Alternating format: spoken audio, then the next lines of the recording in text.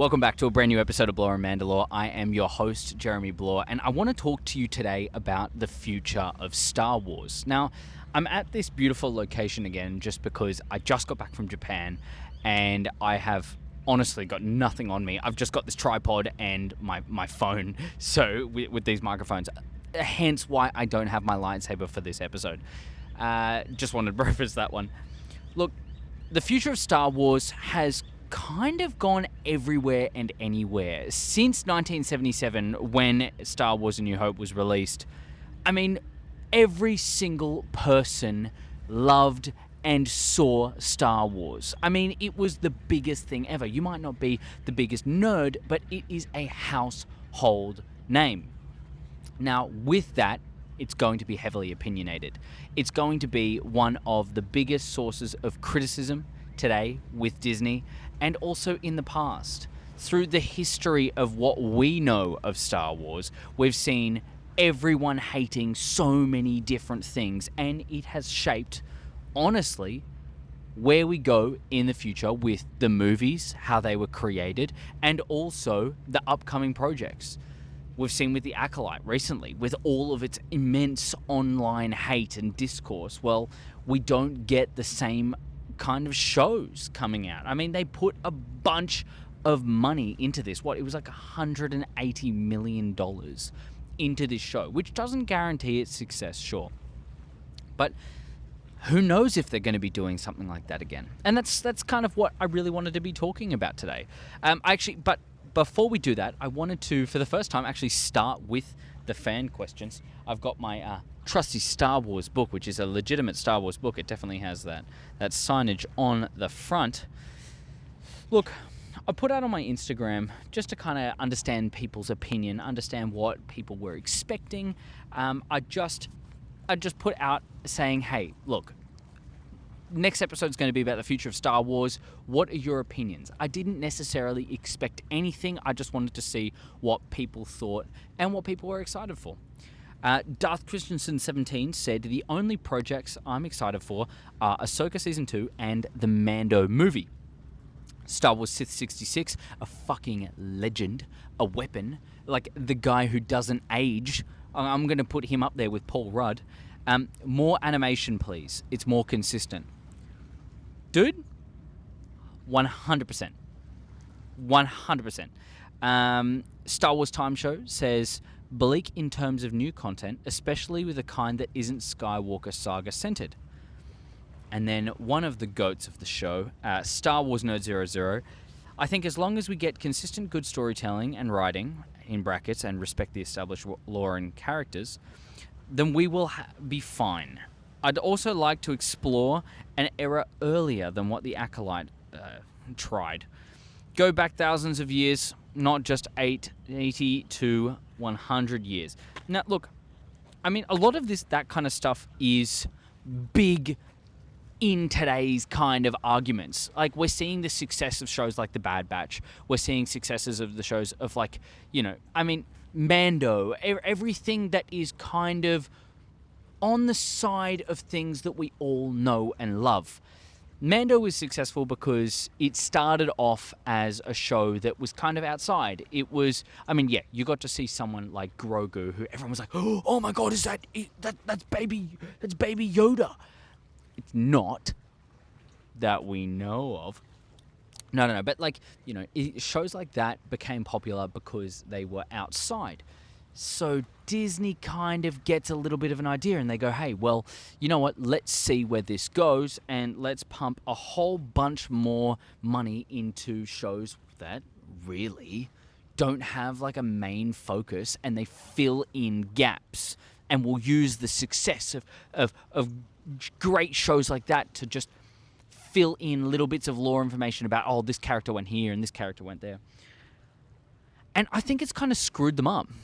Disney is a massively reactionary force. Like, we'll see them throughout the whole thing just being like, look, well, oh, you guys like this? Well, okay, we'll pump up a bunch of more money into that. And then, oh, you guys didn't really like that? Nah, cancel that straight away. And they don't really give it a chance. Now, on The Acolyte, this is probably going to be pretty controversial, but I didn't like the show, personally, I thought it could have been 10 times better. They could have done so much differently.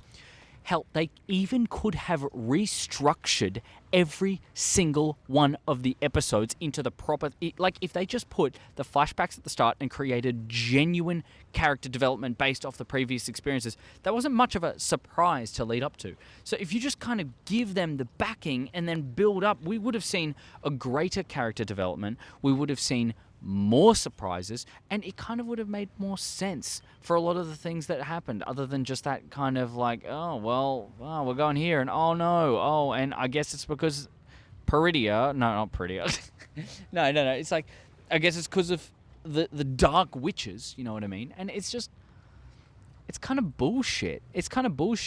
And Disney saw that. Disney saw all of the hate, the immense hate, the like wild, I think a bit too much online, and they cancelled the second season. Now, I don't think that's the right idea. Just because the first season wasn't good, it doesn't mean that the second season can't be.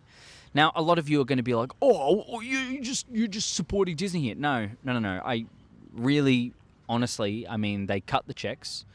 I'm not really the biggest fans of them. I mean, think about all of the bad stuff that they've been doing lately, even on the media, like how they got that, they said to that guy that he can't get any money for suing them after this chick at a Disney park died from an anaphylactic shock, like because she signed up to a Disney Plus subscription. Like that, I think it's an absolutely terrifying aspect that a company like that does exist. But I mean, separate their money from the actual work. The work could have made sense. Season 2 could have made sense. They could have built on so much more. This one definitely did feel like more of a, hey, by the way, this is the whole backstory of these characters that we're going to be bringing in, and this is now what it's going to be. And it could have been action-packed and bang, and they could have focused on little things instead of politics the whole fucking time.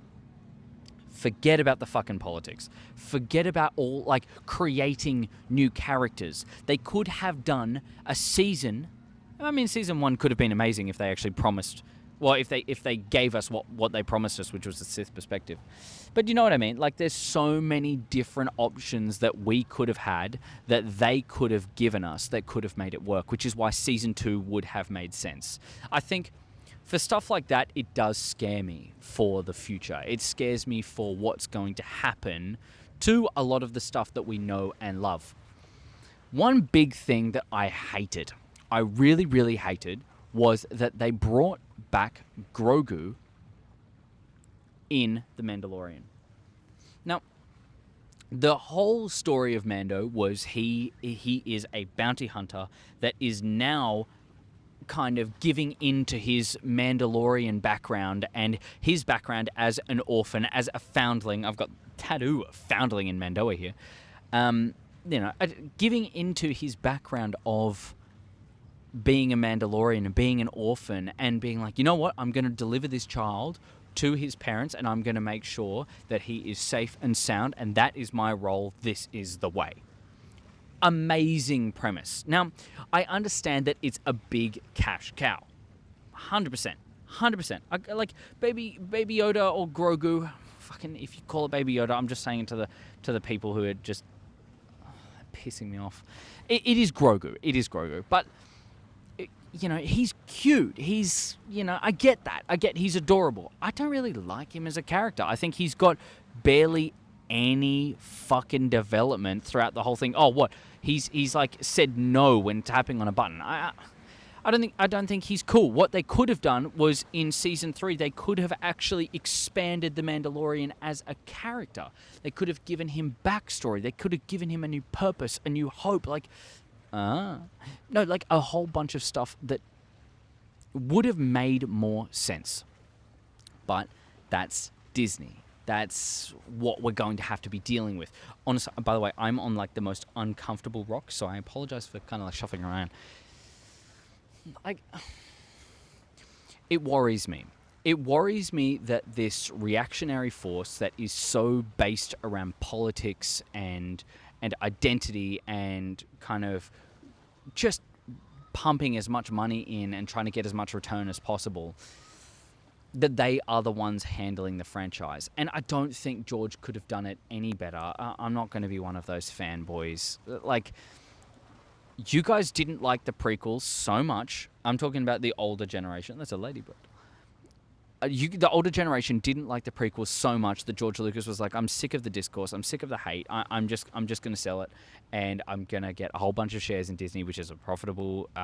He's the highest shareholder in it. He's going to make a bunch of money, and he can kind of like give up on his dream. And I think it's sad. I think it's really, really sad. But we actually have the benefit here of being a positive light for the future. We have the ability to shape Star Wars, to shape what's going to happen in the future. This is not going to be something that we don't have any control of. I mean, if you look at it, even just from the Acolyte, the most recent one that's come out, I mean, everybody hated on it so much. Everybody pumped and dumped dislikes. Like, holy shit, I've never seen so many people hate on something so instantly, post everything online about how much they hate it, do all this kind of shit, and then they cancel it. We do have the power, but why not use it for something a little bit more positive? Why don't we create the shows that we wanted to see? Just like Star Wars Nerd was saying, the shows that go even further. We have eras that we can explore that have not been touched by anything but video games and comics, and it could work. The Skywalker saga, for me personally, is done. I don't want them to touch it. As much as I'm excited for this new Rey project, I'm excited that Rey gets kind of like she doesn't get a second chance because she is loved by the franchise. I just think the movies aren't. But let's just say that everybody hates her. Like, we're giving Rey a second chance as a character. I enjoy that. I think that whole aspect of building a new Jedi Order, that's awesome. But take it out of the Skywalker saga. Take everything out of there and just see it for what it actually is. The universe works because it is so beautifully written and beautifully created. Let's have projects that don't necessarily need a lightsaber in it. Mando was so exciting for me at the start to just be like, we don't need a lightsaber. I'm just watching this dude in an armor set run around and kill people because he's trying to get this magical baby to his magical parents. Like, I love that premise. If they left it at 2 seasons, probably would have gone down in history as the single best TV show that has ever fucking existed on Disney. Even the most successful. That season 2 was gorgeous. Gorgeous. We waited so long, expectations kind of built up, and then season 3 tanked because it was so poorly executed. All these executive decisions kind of pumping into it. Look, beyond the point, we've got steady streams of media for Star Wars. Just like Star Wars 66 said, Tony, he's a weapon. But animation seems like the way to go. But I'll tell you why. If we can treat every single little project like we do animation, we could actually have something that fucking works. You know why? I'll tell you why. 3, 2, 1. Because they plan it out properly. It feels like so many of these different projects that are coming out are just changing like months before the deadline, months before things are about to be released, and they just don't have enough time to properly think it through. Give us, I'm happy, take years, take absolutely years. I don't care if it takes 5 years to make the perfect movie. Think about it like Lord of the Rings. I mean, oh my God, Beyond the Dune Sea, just like showing Lord of the Rings, and now everybody's obsessing with it. I'm one of them. But think about it like Lord of the Rings. Peter Jackson had 5 years to be able to kind of dedicate to preparing and practicing and getting everything ready for the trilogy that he wanted to make, or even just the Fellowship of the Ring. And it has made cinema history. Like, time doesn't necessarily mean that you're going to have something incredible like that. I think that was just like a bunch of different things, different factors going into it. But you have more of a chance. you absolutely have more of a chance. And for those people who are like, oh, well, the Acolyte was meant to be, like, it was announced ages and ages ago, and they still didn't do well. I get that. I absolutely understand that. But what they gave us years and years ago as like a thought prompt and kind of get ready for this, it's completely different to what we get now.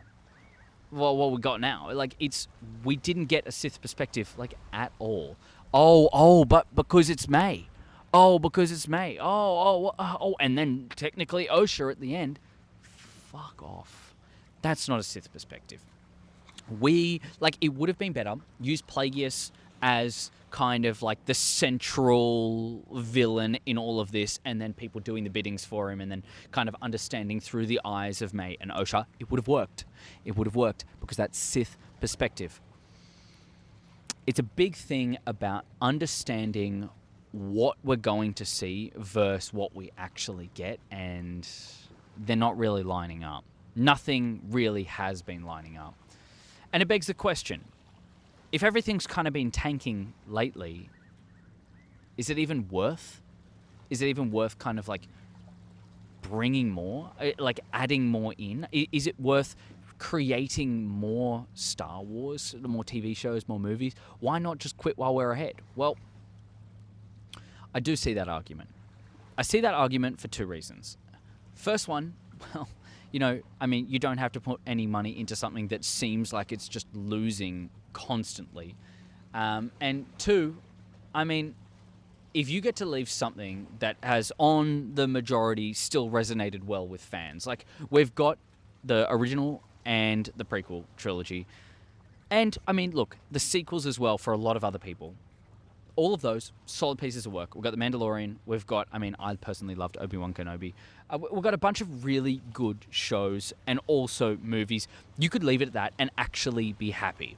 You could just focus on like the Disney side of it and do like experiences and so on. It's never going to happen. They're just going to bleed it dry. I do understand that perspective, but I really do believe that we have a chance here to actually bring things back and to make it better than what it was before. Not necessarily what it was before, as in the prequels in the original trilogy. I'm talking about like sequels onwards. Stuff like Andor, stuff like Rogue One, like Solo, all of these honestly amazing movies, if you separate them, look, I say separate them, it's because Solo is the only one. Like, separate it from the time, rewatch it, give it another watch. It's actually good. It's a lot of thought into it. It should have been, I don't think in trilogy, they wanted to make it a trilogy. No, I think it should have been like a double, like a part 1, part 2. It would have made so much more sense. It would have been able to flesh out that character so much more and actually make Han Solo kind of likable.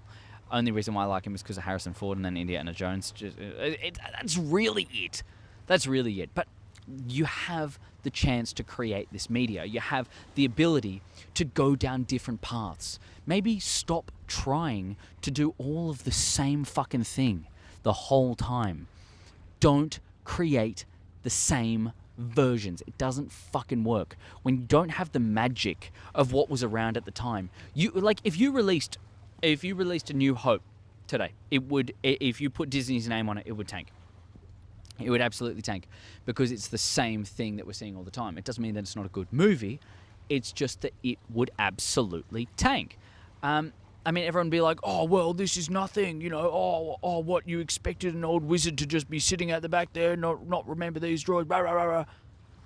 You know what I mean? Like, the same kind of fucking discourse that's going on now would be going on then, and it would be so much more. Like, create something new. Create horrors, thrillers. We've got this whole comic strip about a zombie ship where it's just like zombie stormtroopers. Project Black or something? Where I don't know. I can't remember what it's called. But holy shit, would that be cool? Holy shit, would that be cool? Maybe take a second to think, well, what were the fans' expectations of these characters? Give Book of Boba Fett a season 2. I say that because give it a season 2, but with the Boba Fett that everybody fucking thought he was. Everybody knew he was. The right-hand man of Vader. Make it dark as fuck. He's not some nice guy that wants to just go take over Tatooine and just be better. You know what I mean? No, like, he's not that. I know at the end he goes, oh, maybe this laugh isn't for me. You know, but it's not the same. Give us a badass, dark fucking Boba Fett. That's one of the things that if I was creating a movie, if I was creating a TV show as a director, oh my God. Man, I would create, I've already got this whole idea of like a Blade Runner style Boba Fett where it's just like, it's just set on the depths of Coruscant, and he's just hunting people down for fucking fun. Like, actually for fun. For chump change. He's basically sharpening his fucking sword, and he's going in for war. Like, oh, that would be so fucking cool. But I literally can't sit on this comfortably. But new projects. Something with life in it. Give us an actual Sith perspective. We will all sit down and watch it. Give us more animation. Don't cut the animation when it's been so incredible. I know The Bad Batch, like there are a few episodes in that were kind of like, oh, brother, that is so filler. But the animation style was incredible. Actually incredible. To the point where you look at it and if it's a genuine emotional scene. Like when Hunter was there with all the boys and he's realizing what he's lost. It's like, man, I couldn't help but kind of like tear up a little bit. And that's fucking animation. That's animation. There's still hope. There is still so much hope. But I genuinely, I implore every single person, stop spreading so much hate about anything. Realize, like, I've talked to so many people. I'm really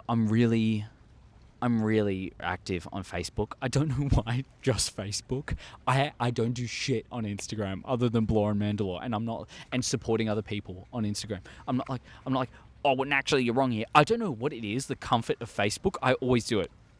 I'm on all of these different forums, like, you know, Non-Toxic Star Wars and like a bunch of, you know, toys and all that kind of shit. And then also like, there's this one page, I forget if it's Star Wars theories, anyways, and it's just talking about like what people would have done differently. A bunch of different shit. And people actually brought up about the Acolyte. They brought up about a whole bunch of different stuff coming with, you know, Disney and how they're making it and how it's really shit and so on and how it just doesn't fucking work. And it's old men. It's really old men. And it's just like dudes going, rah, I hate this, like this is nothing like what it was before. Well, yeah, it's because it's designed for the children of the time. It's designed for the youth of the time to understand and grow and kind of like put their knowledge that they learned from Star Wars into other stuff. Like when George created the prequels, and it's like, this is an entry level into politics. And it's not about politics, it's about fucking lightsaber spinning stuff, but he keeps the adults interested by adding in all of this in-depth stuff about trade federations and politics and like a whole bunch of different stuff. I've had so many people online being like, I've seen this argument everywhere. Actually, no, I mean, look, to be fair, I'm not going to put a weird voice on. It's just, they're just upset. It's like, I've seen this argument everywhere about everything being designed for the kids. And, I mean, it's not true. Why would kids be into trade federations and politics and a bunch of different, like, murderers and all that kind of shit? And it's like, you know, I get it. But that's the kind of stuff that, for the parents. That's the kind of stuff that actually allows a whole family to sit down and watch it together and every single person in the room be interested. To give something layers so that maybe a kid can grow with it and understand, oh, every time take something new from it and learn and understand and grow. And it's just, you know, it's not going to be, oh, hey, you know, we got to take down this boss. Oh, wow. Oh, we got it. No, that's not like a kid's thing. You look at The Incredibles, the amount of adult jokes that are in there, the almost adult themes, like all hidden within the depth of the screen. And you can do it well, just like that. Like the prequels, Revenge of the Sith, talking about all of the different politics and how the Emperor's going to take over and giving him supreme power and all that kind of shit. It's beautiful that you can go in and take stuff out, because in the screen everything can talk. You look into the very far corner and you'll see something that relates to another thing, and you can build theories and all that kind of, like, we need more of that. We need more depth of screen. We need more depth of characters, of lore. Stop changing the characters that we had before. Create new ones. Cal Kestis is a prime example of someone that they created and they did fucking well. I don't know why. Star Wars games seem to be the only thing that will work perfectly, amazingly, beautifully, and yet they just fucking don't make them. And they don't make them well. The Survivor series, like, Fallen Order and Jedi Survivor, masterpieces, absolute masterpieces. They created Cal, brand new.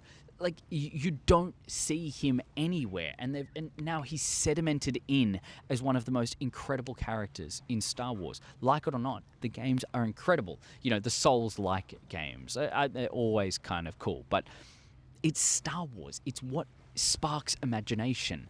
And if you can give us stuff that will spark imagination, give us stuff that will allow us to want to theorize and create positive things, it's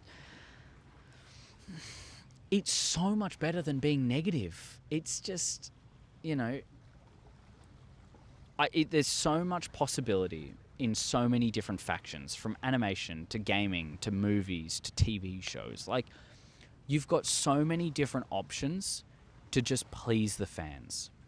Prime example when it comes to the games as well. Battlefront 2, the EA version. They came out and it's the pay-to-play. I mean, EA fucking sucks.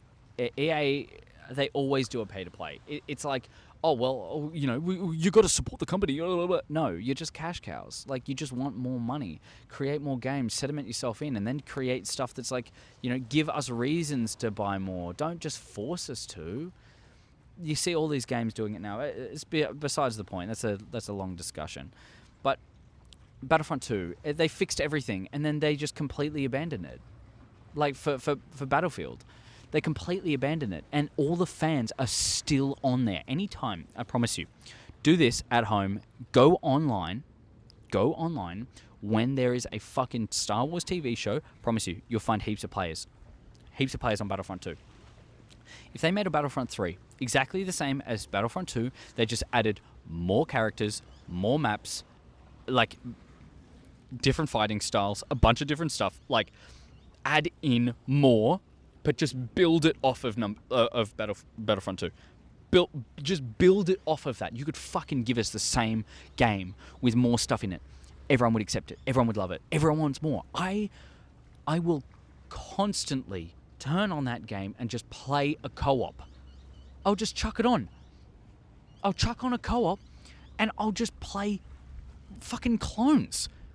For, like, me and my boy, we just fucking chuck it on, dude. And it's so much fun. You just chill there. Like fucking taking down droids. It's so much fun. So much fun. You have so many possibilities to create more. So, I hope for everybody out there, please, just promote positivity. Promote the things you want to see. Stop saying about the stuff you don't want to. They're going to figure that out. It's like, if you constantly put so much pressure and time and all of this popularity into something that you don't like, they're still only going to see that project. Go for things that you want to see. Push for things. Message the developers. Now, look, maybe one fucking message isn't going to do anything, but your message made the tiniest bit more difference, because then the next message on top of that, that's the exact same thing, it just compiles and compiles and compiles, and it becomes something tangible on their desk that they can look at and say, well, you know what? Fans are actually interested in this. Let's give it a go. Let's actually do this. Let's start a more positive side. I want to see things of people, like, they're not degrading Star Wars. They're not pushing this shit content. Just show what you want to show and be positive about the things that you want to see. And if you're upset about everything that's new, please, I don't need you to go searching up, and hating online, me arguing with everyone all the fucking time. Like, if you don't like it so much, if you don't want to see it so much, don't watch it. I'm happy to just not have any fucking argument with anyone. Just watch what you want to watch and be what the Star Wars fan that you want to be. People, they go, oh, well, if you're a sequels fan, you're wrong. No, they're a sequels fan and they love Star Wars just like you. They get the same kind of inspiration, but it's from a different side. It's from a side of new wave, watered down shitty original trilogy, but who said that? No, but watch the prequels if you want to watch the prequels, and don't watch The Acolyte if you don't want to watch The Acolyte. But let's just stop spreading hate. Let's stop spreading shit, because that's all Disney's going to see, and then they're going to cancel everything. They're going to cancel the projects that we absolutely want to see, the love that we have for so many different things that we're never going to be able to see again. I know it's a long-winded conversation, and it's probably going to seem like I'm just complaining all the time about the fans, but I love every single Star Wars fan. And I talk on Facebook way too much, and on this channel, about so many different things, to just tell people, enjoy what you want to enjoy, love what you want to love. Just please don't bring anyone else down. The future of Star Wars does not lie on Disney, it lies on you. We have the ability to change whatever the fuck we want to. We've seen that with The Acolyte. We've seen that with multiple other projects and things that people don't like. They will remove it. They will change it. Let's get rid of that negative side of it, and let's pump in more positivity.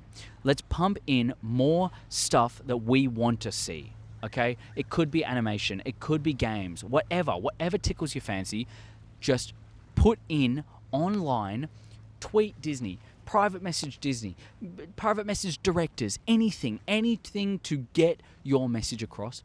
Do it, but be positive.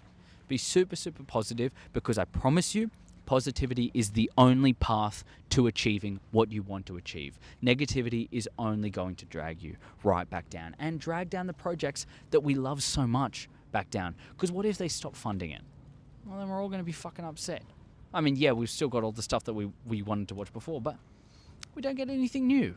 And I mean, look, they don't have every chance to ruin everything yet. They can still do well, and I believe that it still has the chance to flip around a complete 180. But I should probably leave you on that one. Otherwise, I'm just going to start repeating myself. Thank you so much to the people who put in on the Instagram. I put it in at the start of the week. I mean, I'm so sorry that this episode's so late. I had to refilm this one. I did it in a cool location. I love you all. I absolutely love you all so much. I love every single one of you. Thank you so fucking much for 100 subs. Thank you so much. I love you all. I genuinely love every single one of you. I mean, it means the world to me that I have some people on here that genuinely, they just want to watch me talk about random shit, doing whatever the fuck I'm doing. I mean, look, you don't see this every day. You don't see a kind of creator like me every day. So I support, well, I thank every single one of you for your support. I love you all. And I hope maybe this conversation, if it was too long or not, I hope you read, or you watched the whole thing. But I hope you took something out of it, and to just be like, you know what? We don't have to be negative. We don't have to kind of show everything we don't like. Now, if you want to do it, I mean, free bloody country, do whatever you want. But you don't have to be. You don't have to be. You put more but oh my God, I lost my words. You put more negativity out into the world, I promise you it's going to come right back at you. So why not be positive? Let's support the stuff we want to support. Book of Boba Fett Season 2, maybe. I mean, Acolyte Season 2. I don't care. I want to see more. I'm keen for the new projects like the Mando Grogu movie. I'm there with Darth Christensen 17. I mean, 100%. I'm so keen for all that kind of stuff. And the animation, I'm right there with you. But look, guys, come on, let's focus on some games as well. Like, seriously, I'm a big gamer. I'm going to start doing some more gaming videos on this channel. I love you all. Thank you so much for watching. I'll see you in the next one.